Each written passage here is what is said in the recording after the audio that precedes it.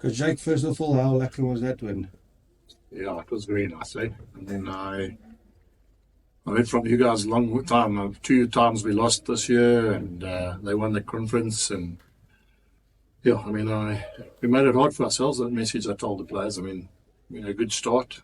Someone asked me, I think Anna Marie asked me how do you get a good start? I mean, couldn't have asked for a better one, 15-3 up. And but I must say, I think we won the game in the last 5 minutes of the first half when they couldn't score, when we had 12 men on the field. A little bit of deja vu, because I remember playing them, and we also got them to play with 12 men. We couldn't open them up either. So, yeah, I mean, Ronaldo, it's obviously a massive win for us as a club. We get into another final. So that's 3 finals in 4 years. And any club would tell you that's a massive achievement. Christian, just looking at, obviously, last time you guys played them, they obviously kicked a lot and they returned a lot of that kicks. Today, you know about these guys now, eh? Yeah, the Sharks. And this game, you guys, I think, got 4 out of the 5, and they only returned 1 of the 5 kicks that they kicked to you guys. So, obviously, was that an emphasis for you guys to work on making sure that you get your balls back, that you're kicking on them? Well, it's interesting because I just had a chat to Scott Burgo Jr., and I asked him, what did you think there, And it looked very good when Kanan catches it out of the air, but we kicked a lot of kicks out of system as well, and we put ourselves under pressure, So, and the ones you remember, the ones where we were organised, kicked well, caught them out of the air, there were times we kicked either too long, to the wrong guy, under pressure, forced, and we put ourselves under pressure, because obviously guys like Fassi and Mpimpi and those guys, once they get that kind of ball running onto you, they went through, and they obviously made a couple of line breaks as well. So, I mean, the picture people see is Kanan catching the ball, and yes, we were very good when we were structured, but we were really poor when we kicked out of structure. Sorry, India, just before you go on, can we focus final, and then what we can do is at the end, we can then do a look forward to Leinster, have that under embargo for Monday, so bet smart, since the team will be on the road there. Okay, so what are you saying? I must ask. Yeah, keep it to this the Sharks. Yeah. Later on, we'll all come back and have an embargoed session. Looking forward to the final. All right. Jake, Andre Esterhuizen is a danger man, and you made him play where you wanted him to play. Was that a plan? I mean, you ran into a wall of guys waiting for him specifically, and you turned him into a tackler. Yeah, look, I think you give Harold Foster a lot of credit there. I asked him during the week, I said, you must pack in your gum guard and your crash helmet, and your bodysuit, because it's coming, And he said, don't worry, coach, I'll bring my Palaborva attitude. I think he brought it today. So, I mean, we've got to contain him. I mean, you know what he's like. Even when you're marking him, he still gets over the gain line. So,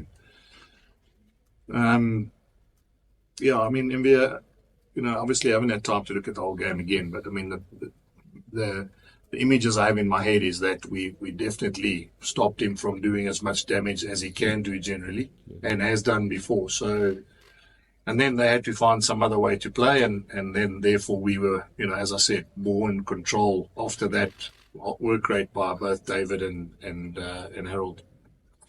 Scrum's second half, bit of a battle compared to what we used to from the Bulls. And Jan Hendrik stayed on quite late, if I watched. What was the thinking behind that?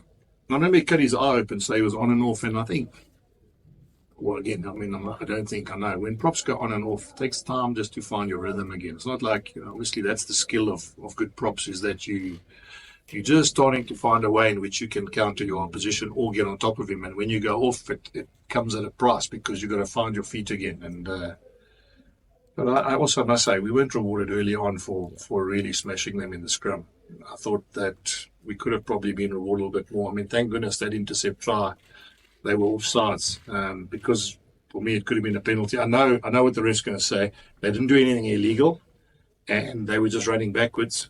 But I mean, I've seen many games where the scrum runs backwards and it's a penalty anyway. So, I would have thought we probably would have got more love at scrum time, but what I can say is we didn't get love at the scrum, and we still ended up winning the game. So that'll be a massive positive for us as we talk this week.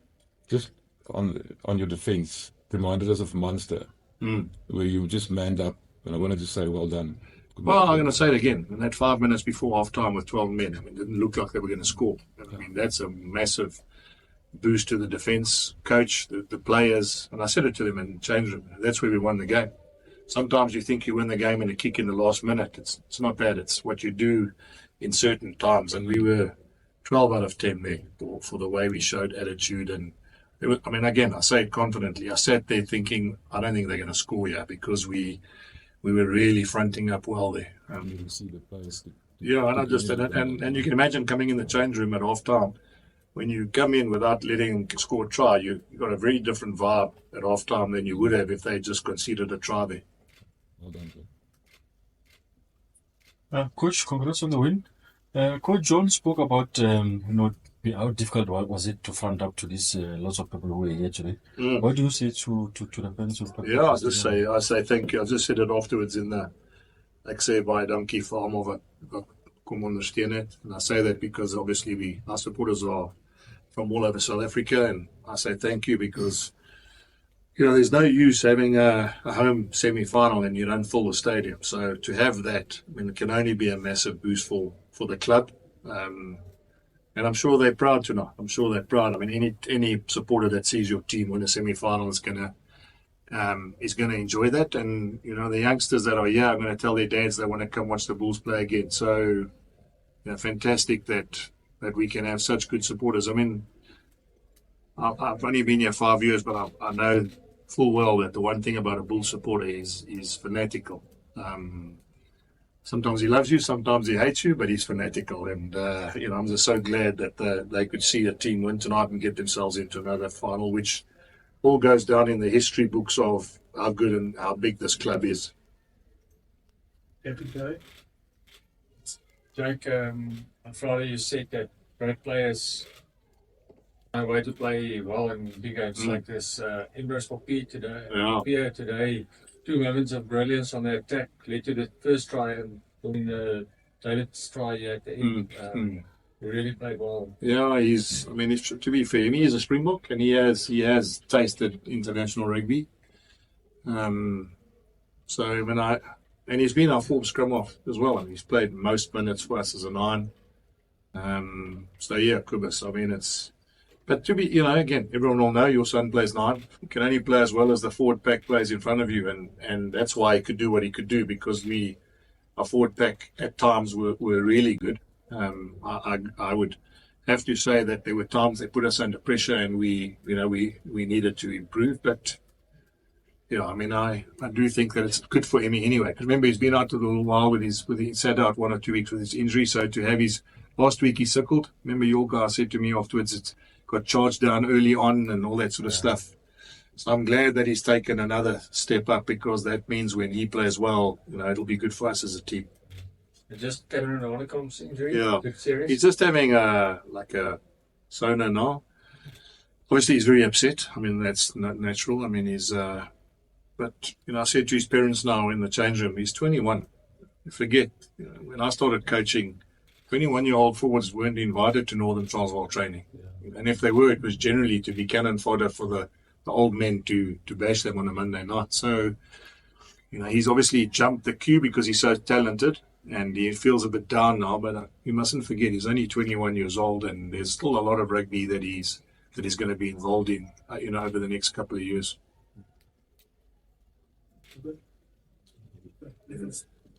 Was it his hamstring? Yeah, it was his hamstring. Yeah. Okay. Are you spoken on Harold Forster and Emmy? How about Seb's game? He got man of the match. Yeah, geez, I thought he was outstanding. I mean, obviously, it started from the very first kickoff. It's not often that you get a winger that gets a sort of 60-meter run from a kickoff. And I'm happy for him as well. He's got incredible work rate. Played against 2 wingers that are in the Springbok setup.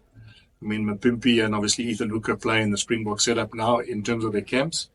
So it's nice for him that at least he can measure himself against 2 guys that have been picked to go to this camp from tomorrow.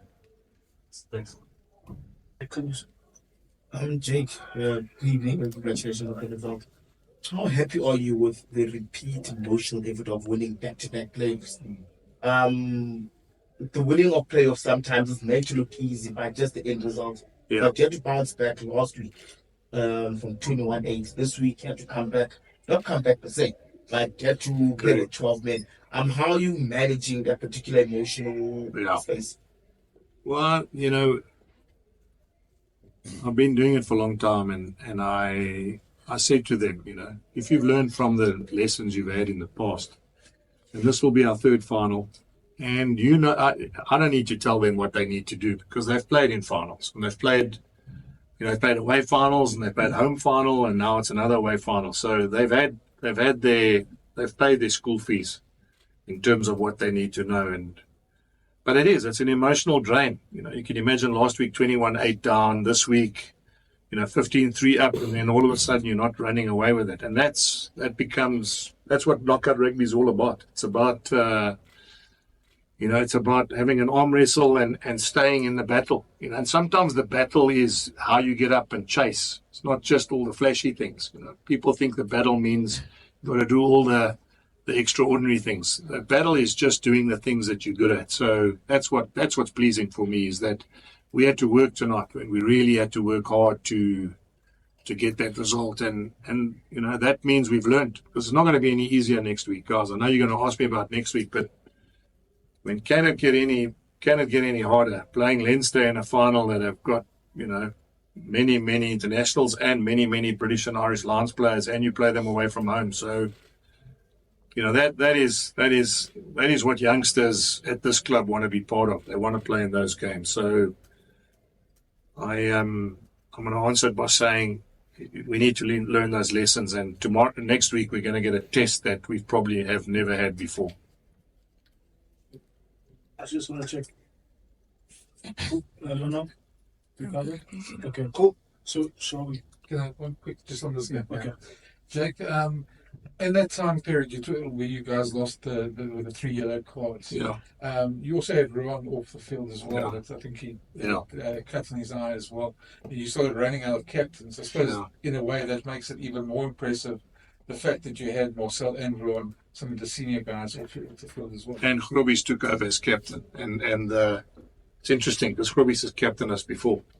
So over this period of time, you never know when you're going to have to call on someone's number. And he was, obviously being a captain, as captain the Bulls, then he could take charge there. So, and that's probably also why, Brendan. I know it's easy because in hindsight I can tell you this, but that's why it's such a massive win. You lose your captain, you lose three players to yellow cards, you defend your try line, you're playing against the side that's beaten you twice in the season. There must be a premium on the fact that you still can pull it off and win this game. So it's all part of the building blocks we put together in the last 4 years. Is who's the captain? Who takes over? What happens when you're on the try line? What happens when we're down 13 men? Or 14 men, or whatever the story is. And we've managed to learn those lessons along the way, and that's part of what teams do that grow. We're going to play at Croke Park. I don't know how many people would come to that final. Hopefully it's going to be sold out. And that's a massive stadium, So this is probably, from a spectator point of view, the biggest game these youngsters can play in. And it'll just make them better and better and better. And that's part of what we want to do, is make sure that our players become resilient and better when they get into these big pressure situations. Cool. Ken, with the last one on today. Jake, at the end of the game, the celebrations were probably a bit muted. The guys are probably very exhausted. But B, do you feel like there was a sort of recognition that for a lot of that game they didn't play their best rugby? And is that just down to the yellow cards, or do you feel like I think the celebration is the way it should be, because we've won nothing, Ken. If you guys are all in sports journalism, then the headlines will be "Bulls celebrate, vociferously post the game, so they've played their final." So I'm actually quite chuffed that you said they just went through the motions about winning this game, because we've won nothing.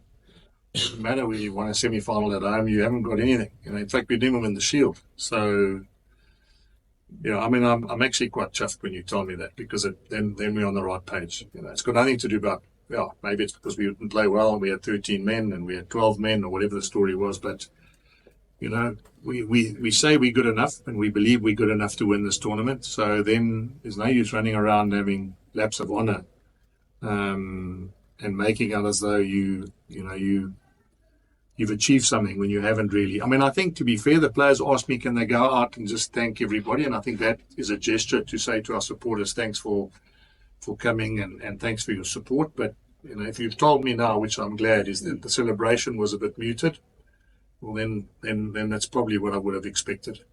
Jacob, I can just ask you about one other individual player. Yes. The way he played tonight, would you bet against Cobus Wissen maybe becoming a Springbok sometime soon? He's in that. No, well, I mean, my job is to create Springboks when you're in a provincial team. Been picked now, in a couple of alignment camps.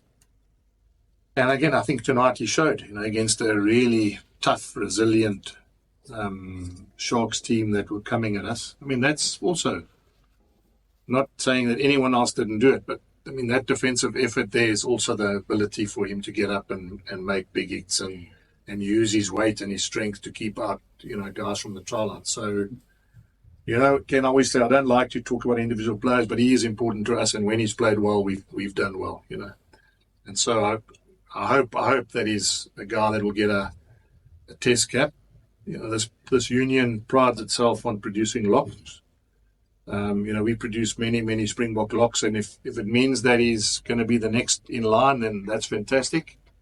And also, it would be wrong of me not to tell you, well, came back from Sale Sharks, and if he becomes a Springbok, then maybe the message to everyone is to come back to the Bulls and see whether you can play for South Africa.